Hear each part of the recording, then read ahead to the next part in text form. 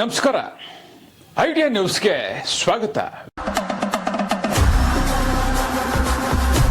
ವೀಕ್ಷಕರೇ, ಇಂದಿನ ಕಾರ್ಯಕ್ರಮ ಏನು ಅನ್ನೋದನ್ನ ನೋಡೋಣ.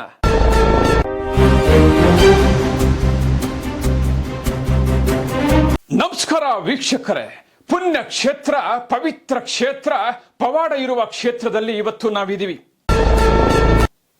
5 ಅಮಾವಾಸ್ಯೆಗಳಿಗೆ ಬಂದವರಿಗೆ ಇಲ್ಲಿ ಹಲವಾರು ವರಗಳು ಸಿಕ್ಕಿದೆ. ಮಗು ಇಲ್ಲದೆ ಇರೋರಿಗೆ 5 ಅಮಾವಾಸ್ಯೆಗಳು ಬಂದ ನಂತರ ಮಗುವಾಗಿದೆ. ಉದ್ಯೋಗನೇ ಇಲ್ಲದೆ ಇರೋರಿಗೆ 5 ಅಮಾವಾಸ್ಯೆಗಳು ಬಂದ ನಂತರ ಉದ್ಯೋಗ ಸಿಕ್ಕಿದೆ. ಆಸ್ತಿ ಅಂತಸ್ತನ್ನ ಸುಮಾರು ವರ್ಷಗಳಿಂದ ಕಷ್ಟ ಬೀಳ್ತಿದ್ರು, ಸಿಗ್ಲಿಲ್ಲ. ಆದ್ರೆ 5 ಅಮಾವಾಸ್ಯೆಗಳಿಗೆ ಬಂದ್ರೆ ಇಲ್ಲಿ ಆಸ್ತಿ ಅಂತಸ್ತು ಸಿಕ್ಕಿದೆ. ಅಷ್ಟೇ ಅಲ್ಲ, 5 ಅಮಾವಾಸ್ಯೆಗಳಿಗೆ ಬಂದ ಮೇಲೆ ಮಗುಗೆ ಬಾಯಿ ಬಂದಿರ್ತಕ್ಕಂಥದ್ದು, ಮಾತು ಬಂದಿರತಕ್ಕಂಥದ್ದು, ಕೆಲಸ ಕಾರ್ಯಗಳಾಗಿರ್ತಕ್ಕಂಥದ್ದು ಕೇವಲ 5 ಅಮಾವಾಸ್ಯೆಗಳಲ್ಲಿ ಬಂದು ಇಲ್ಲಿ ಪೂಜೆ ಮಾಡಿದ್ರೆ ಸಾಕು, ವರ ಸಿಕ್ಕುವ ಪುಣ್ಯ ಕ್ಷೇತ್ರ, ಪವಿತ್ರ ಕ್ಷೇತ್ರ ಯಾವುದು ಅನ್ನೋದನ್ನ ಸಂಪೂರ್ಣವಾಗಿ ನೋಡೋಣ ಬನ್ನಿ. ಒಂದೇ ಈ ದೇವಾಲಯಕ್ಕೆ ಬಡವರಿಂದ ಶ್ರೀಮಂತರವರೆಗೂ ಕೂಡ ಬಂದಿದ್ದಾರೆ. ಬಡವರಿಗೂ ವರ ಸಿಕ್ಕಿದೆ, ಶ್ರೀಮಂತರಿಗೂ ಕೂಡ ವರ ಸಿಕ್ಕಿದೆ. ಅಷ್ಟೇ ಅಲ್ಲ, ಗ್ರಾಮ ಪಂಚಾಯತಿ ಸದಸ್ಯರಿಂದ TPS member, ZP, MLA, MP ಕೂಡ ಈ ದೇವಸ್ಥಾನಕ್ಕೆ ಬಂದಿರತಕ್ಕಂಥದ್ದು. ಅಷ್ಟೇ ಅಲ್ಲ, ಪೊಲೀಸ್ ಇಂದ IPS, IAS ಸುಮಾರು ಜನರು ಕೂಡ ಈ దేవస్థానಕ್ಕೆ ಬಂದ ಮೇಲೆ సక్సెస్ ಆಗಿರ್ತಕ್ಕಂಥ ఇతిహాಸ పుణ్య క్షేత్ర, పవిత్ర క్షేత్రದಲ್ಲಿ ನೀವೆಲ್ಲ ಕೂಡ ನೋಡಬಹುದು. మేము దుబాయ్లో ఉండేవాళ్ళము. మేము బాబుకి మాటలు రాలేదని ఇక్కడికి వచ్చాను. నేను మా బాబుకి మాటలు రాలేదంటే ఇక్కడ మాటలు వస్తాయంటే వచ్చాను. బాబుకి ఎన్ని నెలలు ఇంకా మాటలు వస్తాయండి? అప్పుడు 3 సంవత్సరాల పైన అయిపోయింది. ఇప్పుడు 1 సంవత్సరం నుంచి 1.5 సంవత్సరం నుంచి వస్తాను నేను. మీ బాబుకి మాటలు వచ్చాయి? ఇక్కడికి వచ్చాక మాటలు వచ్చాయి. ఏమి దేవస్థానం పేరేమో? ఈ దేవస్థానం పేరేమో? అంకాల పరమేశ్వరి. సో ఏమనిపిస్తుంది మేడం మీకంతా? మా బాబు బాగా మాట్లాడుతున్నాడు, ఇప్పుడు బాగా అన్నీ చెప్తా అన్నాడు, మాట్లాడుతున్నాడు. ఇప్పుడు బాగా మాట్లాడుతున్నాడు, చాలా బెటర్ మాట్లాడుతున్నాడు. స్కూల్కి వెళ్తాడు, రాస్తా అన్నాడు, అన్నీ చేస్తా అన్నాడు. ఎంత మేడం వయసు? 4.5 సంవత్సరం. స్కూల్కి ఏమన్నా పోతున్నాడా? పోతున్నాడు, LKG చదువుతా అన్నాడు. ಈ ದೇವಸ್ಥಾನಕ್ಕೆ ಬಂದು ಪ್ರತಿ ಅಮಾವಾಸ್ಯೆಗೂ ಬರ್ತೀವಿ. ಇಲ್ಲಿ ಬಂದು ನಮ್ಗೆ ತುಂಬ ಒಳ್ಳೆಯದಾಗಿದೆ ನಮ್ಮ ಗುರುಗಳ ಆಶೀರ್ವಾದದಿಂದ. ఇక్కడ ఈ గుడి చాలా విశేషంగా ఉంటుంది. ఎక్కడ పోయినా లేదు, ఇక్కడికి వచ్చి తిరిగినాక ಈ ಗುಡಿ ನಮಗೆ ಹೆಲ್ತ್ ತುಂಬ ಪ್ರಾಬ್ಲಮ್ ಆಗ್ತಾ ಇತ್ತು. ಇವಾಗ ಇಲ್ಲಿ ಬಂದಾಗಿಂದ ಈ ದೇವಿ ದರ್ಶನ ಮಾಡಿದಾಗಿಂದನೂ ನಮ್ಗೆ ಹೆಲ್ತ್ ಚೆನ್ನಾಗಾಗಿದೆ. ఇవాగ ఆరోగ్యం సరిలేదనేసి వచ్చినాను. ఇప్పుడు బాగా కుదుట పడింది. వాస్తు శాస్త్రం లేదనుకున్నాను. మేము మా ఇంటి సమస్యల కోసం వచ్చాము. మా సమస్యలు తీరినాయి, 40% తీరింది. మళ్ళా అమ్మని చూడాలని మేము అంత దూరం నుంచి వచ్చాము. పిల్లలు లేని వాళ్ళకి పిల్లలు పుడతారు. బాగా మనం అనుకునింది బాగా జరుగుతుంది. మేము అమావాస్యకు వస్తాము. ఇట్లా వాళ్ళ మనసులో ఏ సంకల్పం చేసుకుంటే అదే జరుగుతుంది. పెళ్లిళ్ళు అవ్వకపోతే పెళ్లిళ్ళు, ఎన్నేళ్ళు పెళ్లిళ్ళు అవ్వకపోయినా అవుతుంది పెళ్లిళ్ళు. ఇందులో మా పాప కోసం మొక్కున్నా. నేను మా పాపకి జాబ్ గురించి మొక్కున్నాను. ఇన్ని రోజులు ఇంటర్వ్యూ రాలేదు, నిన్న లేదు మొన్న ఇంటర్వ్యూ కూడా అటెండ్ చేసేది వచ్చాము. మా మనవరాలు పుట్టింది, మా మేనత్త కోడలికి. ఇక్కడికి వచ్చిన తర్వాత ఫస్ట్ కొడుకు పుట్టారు. నెక్స్ట్ నాకు కూతురే కావాలి అనేసి ఇక్కడ గుడికి వచ్చాము. అమ్మవారి అందరూ ನಾವು ಸುಮಾರು ತಿಂಗಳಿಂದ ಅಮಾವಾಸ್ಯೆಗೆ ಇಲ್ಲಿ ಪೂಜೆಗೆ ಬರ್ತಾ ಇದೀವಿ. ಬಂದ್ಮೇಲೆ ಒಂದು ನೆಮ್ಮದಿ, ಸುಖ, ಶಾಂತಿ ಒಳ್ಳೇದಾಗಿದೆ. ಪ್ರತಿಯೊಬ್ಬರು ಬನ್ನಿ, ದೇವರ ಆಶೀರ್ವಾದ ತಗೊಳ್ಳಿ, ನಿಮಗೂ ಒಳ್ಳೇದಾಗುತ್ತೆ.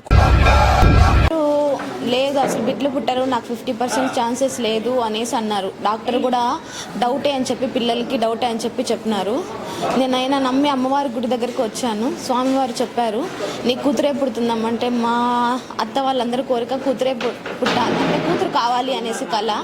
అమ్మవారి దగ్గరకు వచ్చి నేను ముక్కొని ఆ స్వామివారికి కూడా అడిగాను, నీకు కూతురే పుడుతుందమ్మా అనేసి అన్నారు. అయినా నేను నమ్మలేదు. అమ్మవారి దయ వల్ల నాకు కూతురు పుట్టింది. చాలా సంతోషంగా ఉంది. 10 సంవత్సరాల తర్వాత నాకు అమ్మవారి ఆశీస్సులతో నాకు ఒక బాబు పుట్టినాడు. నా పేరు జ్యోతి. మా కొడుకు ఇప్పుడు ఏడుకు వచ్చినాకనే ఒక మగ బిడ్డ పుట్టినాడు. అమ్మవారిని నమ్మినాం మేము, బాగుండదు. 5 నెలలుగా వస్తున్నాం మేము, నా ఆరోగ్యం బాగుండదు. ఇప్పుడు ఇక్కడికి రాకముందు కొంచెం ఇబ్బందిగానే ఉండింది, ఇక్కడికి వచ్చినాక ಬಾಂಡದು. ನಮ್ಮ ಪೀತಾಂಬರಂ ಗುರುಗಳು ಸುಮಾರು ಜನಕ್ಕೆ ಮಾರ್ಗದರ್ಶಕರಾಗಿದ್ದಾರೆ. ಹಂಗಾಗಿರೋದ್ರಿಂದ ಅವರು ಯಾರ್ಯಾರಿಗೆ ಏನೇನು ಅನುಕೂಲತೆಯನ್ನು ಹೇಳಿಕೊಟ್ಟಿದ್ದಾರೋ ಅದೇ ರೀತಿ ಎಲ್ಲರಿಗೆ ಮಕ್ಕಳಾಗಿರ್ಬೋದು, ಅವರ ಕೆಲಸ ಕಾರ್ಯ ಸಿದ್ಧಿಯಾಗಿರ್ಬೋದು, ಒಂದು ಕಷ್ಟ ಸುಖ ಅನುಗುಣವಾಗಿ ಎಲ್ಲರಿಗೆ ಮಾರ್ಗದರ್ಶಕರಾಗಿದ್ದಾರೆ ಪೀತಾಂಬರಂ ಗುರುಗಳು. ಅವ್ರ ದೇವಸ್ಥಾನ, ಅವ್ರ ತಂದೆಯವ್ರ ದೇವಸ್ಥಾನ ಇದು ಇರೋದ್ರಿಂದ ತುಂಬ ಎಲ್ಲರಿಗೂ ಬಂದವ್ರು ಏನು ಕೇಳ್ಕೊತಾರೋ ಅದೆಲ್ಲ ಒಳ್ಳೇದಾಗಂಥ ಕೆಲಸಗಳು ಆಗಿದಾವೆ. ನಾವೇನು ಅನ್ಕೊಂಡಿದ್ದೀವೋ ಅದೆಲ್ಲ ಕೆಲಸಗಳು ಸಂಪೂರ್ಣವಾಗಿ ಆಗಿದಾವೆ. ಮಕ್ಕಳ ವಿದ್ಯಾಭ್ಯಾಸಗಳು, ನಮ್ಮ ವ್ಯವಹಾರ ವಹಿವಾಟುಗಳು, ಅದರಿಂದ ನಾವು ಸದಾ ಬರ್ತಾ ಹೋಗ್ತಾ ಇದ್ದೀವಿ ಆ ತಾಯಿಗೆ. ಆ ತಾಯಿ ದರ್ಶನ ಪಡೆದಾಗೆಲ್ಲ ಮನಃಶಾಂತಿಗೋಸ್ಕರ ನಾವು ಬೆಂಗಳೂರಿಂದ ಬರ್ತಾ ಇದ್ದೀವಿ ತಿರುಪತಿಗೆ. ನಿಮ್ಮ ಹೆಸರು? ನಮ್ಮ ಹೆಸರು ದರಿಯಪ್ಪ ಅಂತ. ನೀವೇನ್ ಮಾಡ್ತಾ ಇದ್ದೀರಿ ಸರ್? ಬೆಂಗಳೂರಲ್ಲಿ ಸಿವಿಲ್ ಕಾಂಟ್ರಾಕ್ಟರ್ ಆಗಿದ್ದೀವಿ. ನಾನೊಂದು ಸುಮಾರು 6-7 ವರ್ಷದಿಂದ ಬರ್ತಾ ಇದ್ದೀನಿ. ಸುಮಾರು ನಮ್ಮ ಸ್ನೇಹಿತರು ಒಬ್ರು ಕರ್ಕೊಂಡ್ಬಂದ್ರು 2019ರಲ್ಲಿ. ಅವತ್ತಿಂದ ನಾವು ಗುರುಗಳ ದೇವಸ್ಥಾನಕ್ಕೆ ಬರ್ತಾ ಇದ್ದೀವಿ. ತುಂಬ ಒಳ್ಳೇದಾಗಿದೆ. ಯಾವಾಗ ಬರ್ತೀರಿ ಇಲ್ಲಿಗೆ? ನಾವಿಲ್ಲಿ ಅಮಾವಾಸ್ಯೆಗೆ ಬರ್ತೀವಿ ಸರ್. ಅಮಾವಾಸ್ಯೆ ದಿವಸ ಬರ್ತೀವಿ. ಒಳ್ಳೆ ಪೂಜೆ ಇರುತ್ತೆ. ಅಮಾವಾಸ್ಯೆ ದಿನ ಪೂಜೆ ಮುಗಿಸ್ಕೊಂಡು ಸಾಯಂಕಾಲ ಹೊರಡ್ತೀವಿ. ಇಲ್ಲಿ ಬಂದ್ಮೇಲೆ ಏನು ಒಳ್ಳೇದಾಗಿದೆ? ನಮ್ಗೆ ಅದು ಹೇಳ್ಕೊಳಕ್ ಆಗಲ್ಲ, ಅಷ್ಟು ಎಲ್ಲ ಕೆಲಸ ಕಾರ್ಯಗಳು ಒಳ್ಳೇದಾಕೊಂಡು ಹೋಗಿದೆ. நான் சென்னை ஆவடியிலேருந்து வந்திருக்கேன். ஆக்சுவலாக அந்த கோவிலை பற்றி நாங்கள் கேள்விப்பட்டோம். நிறைய சக்தி வாய்ந்த அம்மன் சொல்லிட்டு பொண்ணுக்காகவும் பையனுக்காகவும் வந்திருக்கோம். அவங்களோட எதிர்காலம் நல்லா இருக்கணுன்றதுக்காகவும் திருமணத்தில் வந்து கொஞ்சம் அவங்களுக்கு தடையாக இருக்குது. அது விஷயமா வந்து பார்த்து விசாரிச்சுட்டு போயிடலான்னு வந்திருக்கோங்க சார். ಓಂ ಶ್ರೀ ಶ್ರೀ ಅಂಗಾಲ ಪರಮೇಶ್ವರೇ ನಮಃ. ಭಕ್ತಾದಿಗಳಂದರಿಗೆ ನಮಸ್ಕಾರಗಳು. ತಿರುಪತಿ ಮಾರ್ಗದಲ್ಲಿ ವಡಮಾಲಪೇಟ ತಿರುಪತಿ ಪುಡಿ ಕ್ರಾಸ್ ಎಂದು ಈ ದೇವಾಲಯ ಇದೆ. ಈ ದೇವಸ್ಥಾನ ದರ್ಶನ ಮಾಡಿದಂದು ನಿಮಗೆಲ್ಲರ ದೇವರ ಸನ್ನಿಧಾನದಲ್ಲಿ ದೇವಸ್ಥಾನ ಕಟ್ಟಿದ್ದೀವಿ. ಇದು ಈ ದೇವಸ್ಥಾನ ಚರಿತ್ರೆ 350 ವರ್ಷದ ಚರಿತ್ರೆ. ಅಮ್ಮವರಿದ್ದರು. ಇದನ್ನು ನಾವು ದೇವಾಲಯ ರೂಪದಲ್ಲಿ ರೆಡಿ ಮಾಡಿಸಿದ್ದೀವಿ. ದೇವಸ್ಥಾನ ಬಂದಿರೋರಿಗೆ, ಎಲ್ಲರ ಭಕ್ತಾದರಿಗೆ ಬೆಂಗಳೂರಿಂದ ಈ ಸಿ ಎ ಇರ್ಬೋದು, SP ಇರ್ಬೋದು, ACP ಇರ್ಬೋದು, DG ಇರ್ಬೋದು, ಎಲ್ಲರೂ ನಮ್ಮ ದೇವಾಲಯಕ್ಕೆ ಬಂದಿದ್ದಾರೆ. ರಾಜಕೀಯದವರು ಬಂದಿದ್ದಾರೆ, ದೊಡ್ಡ ದೊಡ್ಡ ಜಡ್ಜ್ಗಳು ಬಂದಿದ್ದಾರೆ, ದೊಡ್ಡ ರಾಜಕೀಯ ವ್ಯಕ್ತಿಗಳು ಬಂದಿದ್ದಾರೆ, ಇವರೆಲ್ಲರೂ ದೊಡ್ಡ ಮಾಲೀಕರು ಬಂದಿದ್ದಾರೆ. ಇವರೆಲ್ಲರೂ ನಮ್ಮ ದೇವಸ್ಥಾನಕ್ಕೆ ಬಂದು ಎಲ್ಲ ಒಳ್ಳೆದಾಗಿದೆ ಅಂತ ತುಂಬ ಸಂತೋಷ ವ್ಯಕ್ತಪಡಿಸಿದ್ದಾರೆ. ನಮ್ಮ ದೇವಸ್ಥಾನದಲ್ಲಿ ಒಂದೇ ತಿಂಗಳಲ್ಲಿ 7 ಜನ, ಒಂದೇ ತಿಂಗಳಲ್ಲಿ 5 ಜನಕ್ಕೆ ಮಕ್ಕಳಾಗಿದೆ. ಅವರಿಗೆಲ್ಲ ಒಳ್ಳೆದಾಗಿದೆ. ಎಷ್ಟೋ ಜನಕ್ಕೆ ಮದುವೆ ಆಗಿಲ್ಲ ಅಂತ ಮದುವೆ ಆಗಿದೆ. ಎಷ್ಟೋ ಜನಗಳಿಗೆ ಆಸ್ತಿ ವಿಷಯದಲ್ಲಾಗಲಿ ಮತ್ತು ಈ ಜಮೀನು ವಿಷಯದಲ್ಲಾಗಲಿ ಇದೆಲ್ಲ ಈ ವಿಷಯ ದೇವಸ್ಥಾನಕ್ಕೆ ಬಂದು 3 ಅಮಾವಾಸ್ಯೆ 5 ಅಮಾವಾಸ್ಯೆ ಈ ಪ್ರತ್ಯೇಕ ದೇವಸ್ಥಾನದಲ್ಲಿ ಏನಂತ ಸನ್ನಿಧಾನದಲ್ಲಿ ಅಂತ ಹೇಳಿದರೆ 5 ಅಮಾವಾಸ್ಯೆಗೆ ನೀವು ಬಂದರೆ ನಿಮ್ಗೆ ಭಾರಿ ಒಳ್ಳೆದಾಗುತ್ತದೆ. ಈ 5 ಅಮಾವಾಸ್ಯದಲ್ಲಿ 3 ಅಮಾವಾಸ್ಯದಲ್ಲಿ ಒಂದೊಂದು ಅಮಾವಾಸ್ಯೆಗೆ ಒಂದೊಂದು ರಿಸಲ್ಟ್ ಸಿಗ್ತದೆ. 5 ಅಮಾವಾಸ್ಯೆ ಒಳಗಡೆ ನಿಮ್ಮ ರಿಸಲ್ಟ್ ಸಿಗ್ತದಂತ ನಾ ದೇವಕೊಪ್ಪದಲ್ಲಿ ಸನ್ನಿಧಾನದಲ್ಲಿ ಹೇಳ್ತಾ ಇದ್ದೀನಿ. ಇದು ಸತ್ಯ ಅಂತ ಹೇಳ್ತಾ ಇದ್ದೀನಿ. ದೇವರ ಸನ್ನಿಧಾನದಿಂದನೇ ನಾನು ಮಾತಾಡ್ತಾ ಇದ್ದೀನಿ. ಇದು ಏನೇ ಅಂತ ಹೇಳಿದ್ರೆ ಎಲ್ಲರೂ ಒಳ್ಳೆದಾಗಬೇಕಂತ ಹೇಳ್ಬಿಟ್ಟು ನಮ್ಮ ಐಡಿಯಾ ಚಾನಲ್ಲು ಐಡಿಯಾ ಮಂಜು ಅವರು ನನಗೆ ಒಂದು ಸಲ ಕೇಳಿದ್ದಾರೆ, ಇಲ್ಲಿ ಎಷ್ಟೋ ಜನಗಳಿಗೆ ಒಳ್ಳೆದಾಗಿದೆ, ನೀವು ಎಲ್ಲರಿಗೂ ಹೇಳಿ ಮಾತಾಡಿ ಅಂತ ಹೇಳಿದ್ದಾರೆ.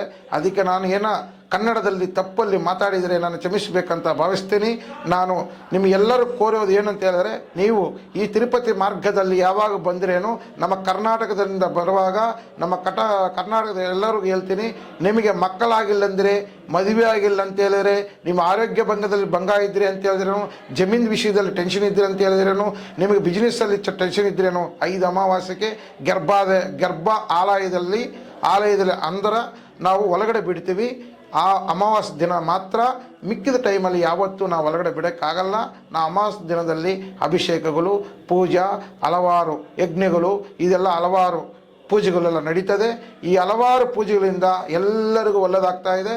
ಎಲ್ಲರಿಗೂ ಎಷ್ಟೋ ಜನಕ್ಕೆ ನಾವು ಏನಕ್ಕೆ ಈ ಚಾನಲಲ್ಲಿ ಮಾತಾಡ್ತಾ ಇದ್ದೀವಿ ಅಂದರೆ ಈ ಚಾನಲ್ ನೋಡಿ ನಿಮಗೂ ಒಳ್ಳೆಯದಾಗಬೇಕಂತ ನನ್ನ ಭಾವನೆ. ನನಗೇನು ಈ ಚಾನಲಲ್ಲಿ ಹಾಕಿದ್ದಾರೆ ಸುಳ್ಳು ಹೇಳೋದಂತ ನನಗೆ ಆಗುತ್ತಾ ಇಲ್ಲ. ನಾನು ದೇವರ ಹಿಂದೆ ಇದ್ದೀನಿ, ದೇವರ ಮುಂದೆಯಿಂದ ಮಾತಾಡ್ತಾ ಇದ್ದೀನಿ. ಇದು ಸತ್ಯ. ಇವರು ಚಾನಲಲ್ಲಿ ಇವತ್ತು ಆಗಿರೋ ವಿಶೇಷಗಳೆಲ್ಲನೂ ಅವರೇ ನೋಡಿದ್ದಾರೆ ಕಣ್ಣಾರವಾಗಿ. ಅದನ್ನ ನೋಡಿಬಿಟ್ಟು ಚಾನಲಲ್ಲಿ ಮಾಡಿದ್ದಾರೆ. ನಾವೇನು ಅನ್ಎಕ್ಸ್ಪೆಕ್ಟೆಡ್ ಆಗಿ ಅವರು ಬರೋಕ್ಕೆ ಹೇಳಿಲ್ಲ. ನಮ್ಮ ಪೂಜೆ ಇತ್ತು, ಒಂದು ಅಮಾವಾಸ್ಯೆ ಬರಬೇಕಂತ ಹೇಳಿದ್ದೀವಿ. ಅಮಾವಾಸ್ಯೆಗೆ ಬಂದರು, ಭಾರಿ ಒಳ್ಳೆದಾಗಿದೆ ಅಂತ ಅವರು ಹೇಳಿದ್ದಾರೆ. ಎಷ್ಟೋ ಜನಗಳು, ನಾವು ಸುಳ್ಳು ಹೇಳಬೇಕಂತೇನಿಲ್ಲ, ಎಲ್ಲರಿಗೂ ನಿಮಗೂ ಸಹ ನೀವು ಯಾವತ್ತನ ಒಂದು 3 ಅಮಾವಾಸ್ಯೆ ಬರಬೇಕು. ನೀವು 3 ಅಮಾವಾಸ್ಯದಲ್ಲಿ ಇಲ್ಲಿ ಅಭಿಷೇಕ ಮಾಡ್ತೀವಿ. ಹಾಲು ಅಭಿಷೇಕ, ತೆಂಗಿನ ಪಂಚಾಮೃತ ಅಭಿಷೇಕಗಳು ಒಂದು 2-3 ಗಂಟೆ ಕಾಲದಲ್ಲಿ ನಡೀತದೆ. ಈ ಕಾಲದಲ್ಲಿ ನೀವು ಭಾವಿಸಬೇಕು. ನಿಮಗೆ ಶಕ್ತಿ ಆಗಿದ್ದು ಅಂದರೆ ನಾವೇನೋ ಬೆಂಗಳೂರಿಂದ ಬಂದಿದ್ದೀವಿ, ಮಕ್ಕಳಾಗ್ಬಿಡ್ತಾರೆ, ನಮಗೆ ಮದುವೆ ಆಗಿಬಿಡ್ತದೆ, ನಾವು ಬಂದು 1 ಲಕ್ಷ ಕೊಡಿ ನಮ್ಮ ದೇವಸ್ಥಾನಕ್ಕೆ ಬಂದ್ಬಿಡಿ ಅನ್ನೋದು ನಮ್ದಿಲ್ಲ. ನೀವು ಯಾವುದು 1 ರೂಪಾಯಿ ಹಣವನ್ನು ನಮಗೆ ಕೊಡಬಾರ್ದು. ನೀವು ಅಭಿಷೇಕಕ್ಕೆ ನಿಮ್ಮ ಶಕ್ತಿ ಇದ್ದರೆ ಅಭಿಷೇಕಕ್ಕೆ ಐಟಮ್ಗಳು ತಂದು ದೇವಸ್ಥಾನ ಕೊಡ್ಬೋದು. ನಿಮ್ಮ ಶಕ್ತಿ ಇಲ್ಲ ಅಂತ ಹೇಳಿದ್ರೇನು ನಾವೇ ಹಾಲು ಅಭಿಷೇಕ ಎಲ್ಲ ಮಾಡಿ ಅರಿಶಿಣ, ಕುಂಕುಮ, ಗಂಧ, ನಿಮ್ಮೆಣ್ಣು, ಹೂವು ಎಲ್ಲ ನಿಮಗೆ ಕೊಟ್ಟು ಪ್ರಸಾದ ಕೊಟ್ಟು ನಿಮಗೆ ಒಳ್ಳೆದಾಗಬೇಕಂತ ನಾವು ಭಾವಿಸ್ತಾ ಇದ್ದೀವಿ. ನೀವು ಎಲ್ಲರೂ ಬೆಳಿಗ್ಗೆನೇ ಬಂದರೆ ನಮ್ಮ ಜೊತೆಗಿದ್ದು ನಾನೇ ಕೊಡ್ತೀನಿ. ನಾವು ದುಡ್ಡಿರೋರು ಒಬ್ಬರು, ದುಡ್ಡಿಲ್ಲಂದ್ರೆ ಒಬ್ಬರು ಅನ್ನೋದು ನನ್ನ ಭಾವನೆ ಇಲ್ಲ. ನಾನು ದೇವರು ಸತ್ಯವಾಗಲಿ ಹೇಳ್ತಾ ಇದ್ದೀನಿ. ನಮಗೆ ದುಡ್ಡುಗಂದ್ರೇನು ಬಡವರ ಕಷ್ಟದಲ್ಲಿ ಇರುವಾಗ ತುಂಬ ಬಡವರು ಇರೋಕ್ಕೆ ಬರಬೇಕಂತ ಆಸೆ ನನಗೆ. 7 ವರ್ಷದಿಂದ ಮಾತಾಡ್ತಾನೆ ಇಲ್ಲ. 5 ಅಮಾವಾಸ್ಯೆಗೆ ಬರೋಕ್ಕೆ ಹೇಳಿದ್ದೀವಿ. 3ನೇ ಅಮಾವಾಸ್ಯೆಗೆ ಸ್ವಲ್ಪ ಮಾತಾಡ್ದ, 5ನೇ ಅಮಾವಾಸ್ಯೆಗೆ ಬ್ರಹ್ಮಾಂಡವಾಗಿ ಮಾತಾಡ್ದ. ಇದು ಈ ತಾಯಿ ಕೃಪೆ, ನನ್ನ ಕೃಪೆ ಅಂತ ಹೇಳ್ತಾ ಇಲ್ಲ. ನಿಮ್ಮ ದೇವರ ಹತ್ರ ಶಕ್ತಿ ಇದೆ. ಆ ದೇವರನ್ನ ಪ್ರಾರ್ಥನೆ ಮಾಡ್ಕೊಂಡು ನಿಮಗೆಲ್ಲರಿಗೂ ಒಳ್ಳೆದಾಗಬೇಕಂತ ನಾನು ಭಾವಿಸ್ತಾ ಇದ್ದೀನಿ. ಅದೇ ಥರ ನಮಗೆ ಎಷ್ಟೋ ಜನಕ್ಕೆ ಆರೋಗ್ಯ ಭಂಗ ಅಂದರೆ ಕಾಲು ಕೈ ಸರಿ ಇಲ್ಲ, ಒಬ್ಬರಿಗೆ ಅವನಿಗೆ ಪೋಲಿಯೋ ಬಂದಿದೆ. ಅಂಥ ವ್ಯಕ್ತಿ 5 ತಿಂಗಳಲ್ಲಿ 3 ತಿಂಗಳಲ್ಲಿ ಕಾಲು ನಡೀತಾ ಇದ್ದಾನೆ. ಇನ್ನೂ 5 ಪ್ರಾಬ್ಲಮ್ ಇದೆ. ಎಲ್ಲ ಪ್ರಾಬ್ಲಮ್ ಮಾಡ್ತೀನಿ ಅಂತ ನಾನು ಹೇಳೋಕ್ಕೆ ಸಾಧ್ಯ ಇಲ್ಲ. 100% ನಿಮಗೆ 100ಕ್ಕೆ 50-60% ಮಕ್ಕಳು ತುಂಬ ಆಗಿರೋ ಪ್ರಾಬ್ಲಮ್ನ ಇಲ್ಲಾಂದರೆ ಚಿಕ್ಕದಾಗಿದೆ. ದೈವಶಕ್ತಿ ಆಗಲಿ ನಿಮಗೆ ಈ ಒಳ್ಳೆ ದೇವಸ್ಥಾನಕ್ಕೆ ಬರುವಾಗ ನಿಮಗೆ ಒಳ್ಳೆ ಡಾಕ್ಟರ್ ಸಿಗ್ಬೋದು, ಒಳ್ಳೆ ವೈದ್ಯ ಆಗ್ಬೋದು. ಈ ಭಗವಂತ ನಿಮಗೊಂದು ಅನುಸೂಚನೆ ತೋರಿಸ್ತದೆ. ಇವಾಗ ನೋಡಿ, ಒಂದು ಎಕ್ಸಾಂಪಲ್, ಒಂದು ಮಕ್ಕಳಿಗೆ 15 ವರ್ಷದಿಂದ ಮಕ್ಕಳಿಲ್ಲ. ಈ 15 ವರ್ಷ ಮಕ್ಕಳೆಲ್ಲ ಅವ್ರು ಏನು ಮಾಡ್ತಾರೆ ಅಂದರೆ ಹಾಸ್ಪಿಟಲ್ಗೆ ಹೋಗಿರ್ತಾರೆ. ಯೂಟ್ಯೂಬಲ್ಲಿ ಇದೇನಿದು ನಾವು ಇಂಜೆಕ್ಷನಲ್ಲಿ ಹಾಕಿದ್ದೀವಿ, ಒಂದು 10 ಲಕ್ಷ ಖರ್ಚು ಮಾಡಿದ್ದೀವಿ, ನಮಗೆ ಮಕ್ಕಳಾಗಿಲ್ಲ ಅಂತ ಹೇಳ್ತಾರೆ. ಆವಾಗ ನಾನು ಹೇಳೋದು ಒಂದೇ ದಾರಿ, ನೀವು ದೇವಸ್ಥಾನಕ್ಕೆ ಬನ್ನಿ ಅಂತ ಹೇಳ್ತೀನಿ. ನಾವು ದೇವಸ್ಥಾನಕ್ಕೆ ಬನ್ನಿ ಅಂದರೆ ಅವ್ರೇನು ಹೇಳ್ತಾರೆ, ಅಯ್ಯೋ ನಾನು ಎಲ್ಲ ನೋಡಿಬಿಟ್ಟಿದ್ದೀನಪ್ಪ, ನನಗೆ ಬೇಡ, ನನಗೆ ಕಷ್ಟ ಆಗುತ್ತೆ ದುಡ್ಡು. ಸ್ವಾಮಿ ನೀವು ಸುಮ್ಮನೆ ಬನ್ನಿ ಅಂತ ಹೇಳ್ತೀವಿ. ಅವ್ರು ಬರುವಾಗ ಏನಾಗುತ್ತದೆ, ದೇವ್ರ ಪೂಜೆ ಮಾಡ್ತಾರೆ. 3ನೇ ಅಮಾವಾಸ್ಯೆಗೆ ಏನು ಮಾಡ್ತಾರೆ, ಒಂದು ಒಳ್ಳೆ ವೈದ್ಯರ ಹತ್ರ ಹೋಗ್ಬಿಟ್ಟು ಮಕ್ಕಳಾಗಿದೆ ಅಂತ ಅವರೇ ಹೇಳ್ತಾರೆ. ನೀವೆಲ್ಲರೂ ಏನೇ ಪ್ರಾಬ್ಲಮ್ ಇದ್ರೇನು ದಯವಿಟ್ಟು ಹೇಳ್ತೀನಿ, ನಮ್ಮ ಶ್ರೀ ಅಂಗಾಲ ಪರಮೇಶ್ವರಿ ಕುಲದೇವತಾ ಈ ಅಮ್ಮನ ಬಂದು ದರ್ಶನ ಮಾಡಿ ನಿಮ್ಮ ಸಂತೋಷನ ಸೌಭಾಗ್ಯವನ್ನು ಕೊಡಿಸ್ಬೇಕಂತ ನಾನು ಹೇಳ್ತಾ ಇದ್ದೀನಿ. ನಿಮ್ಮೆಲ್ಲರಿಗೂ ಒಳ್ಳೆಯದಾಗಬೇಕಂತ ಧನ್ಯವಾದಗಳು ಅಂದ್ಕೊಂಡು ನಮಸ್ಕಾರ ಮಾಡ್ತಾ ಇದ್ದೀನಿ. ನಮಸ್ತೆ ವೀಕ್ಷಕರೇ, ಇಂತಹ ವಿಡಿಯೋಗಳು ನೋಡಬೇಕಾದ್ರೆ ಐಡಿಯಾ ನ್ಯೂಸ್ ಅನ್ನು ಸಬ್ಸ್ಕ್ರೈಬ್ ಮಾಡಿ, ಶೇರ್ ಮಾಡಿ, ಲೈಕ್ ಮಾಡಿ.